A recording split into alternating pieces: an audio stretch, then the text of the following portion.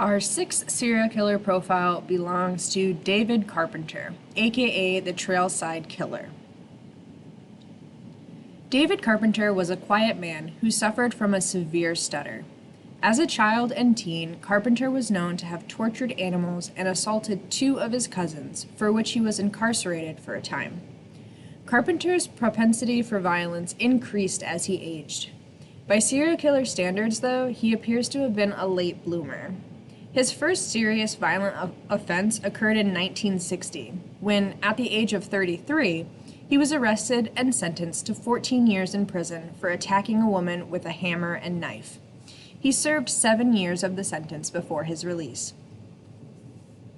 In 1970, Carpenter was arrested for kidnapping. Found guilty, he was sentenced and served a second 7 years in prison. He was released in 1977. Between his two extended prison stays, he was a major suspect in the famous Zodiac murders, but was eventually cleared as one of Zodiac's attacks and several of his letters were written during a time that Carpenter was verified as being in prison. David Carpenter may have proved not to be Zodiac, but it wasn't long before he was claiming lives of his own. His first victim, who may have been an acquaintance, Anne Kelly Menjivar, disappeared from her home in late 1979 and was found dead in Mount Tamalpais Park, located in the San Francisco Bay Area. Her mutilated body took time to identify via dental records. Her death was not immediately linked to David Carpenter, however, until some time after his arrest. Mount Tamalpais was also the scene of the next 3 murders that would soon earn the murderer the nickname of the Trailside Killer. In August of 1979, Etta Kane disappeared from the park while hiking. She was found shot in the back of the head in a kneeling position. Then in March of 1980, Barbara Schwartz, 23, was found in the same position as Kane, but died of stab wounds to the chest. 26-year-old Ann Alderson was next, in October, when she was found shot in the head after vanishing during a jog.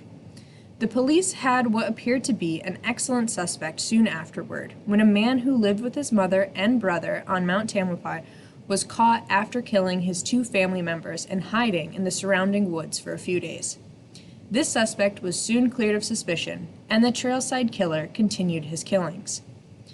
David Carpenter made his mark in the media on November 29, 1980. 2 days earlier, Shauna May, age 25, disappeared from Point Reyes Park while hiking. 2 days later, she was found dead from a bullet to the head. This time, however, she was joined by Diane O'Connell, age 22, who had disappeared about a month earlier from the park. O'Connell was found beside May's shallow grave, also shot in the head. As if that wasn't enough, later in the day, 2 more bodies were found in Point Reyes, both victims of the mysterious killer. Cynthia Moreland, 18, and Richard Stowers, 19, had been killed on the same October weekend as Alderson. The media frenzy focused on the case with the discovery of 4 bodies in one day was almost expected and, The media frenzy focused on the case with the discovery of 4 bodies in one day was almost expected, and near panic ensued in the vicinity of the horrific crimes. In March of 1981, David Carpenter struck yet again, killing Ellen Hansen in a park near Santa Cruz. During the struggle, Hansen was killed, and her boyfriend, Stephen Herdel, was injured, stating the only reason he survived the encounter was due to Hansen's bravery. Stephen gave police enough of a description to finally release a composite sketch of the suspect. Parkgoers also told police of a small red car that was in the area during the attack. Armed with this information, all investigators needed was a break, and they got one on May 1st, 1981, although it would be at the expense of one final victim. 20-year-old Heather Skaggs disappeared on her way to the home of David Carpenter, who knew her from work and was rumored to have attempted to date the young woman. When police came to his home to question him, they couldn't help but notice his resemblance to the composite sketch of the Trailside Killer. Carpenter also owned a shiny red Fiat, a dead ringer for the car seen near the Hansen murder scene. From this point on, police kept Carpenter under surveillance until Skaggs' body turned up in Big Basin State Park, And then he was finally arrested. Background research revealed that David Carpenter had a history of sex crimes.